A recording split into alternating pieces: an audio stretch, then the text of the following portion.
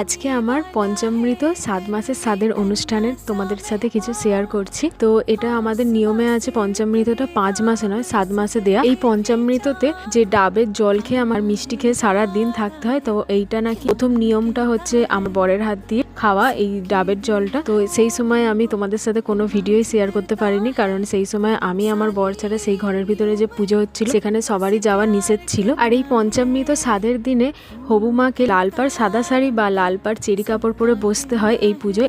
আর এইটা খুব ছোট করেই হয়েছিল, শুধুমাত্র আমার মা বাবা ভাই গেছিল, আমার ননদ এসেছিল।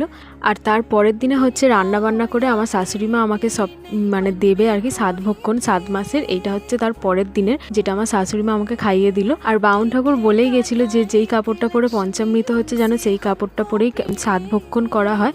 আর এই 7 মাসেই আমার মাও আমাকে দিতে আসবে 7, তো সেইটা যতটা সম্ভব তোমাদের সাথে সেই দিনটা শেয়ার করব।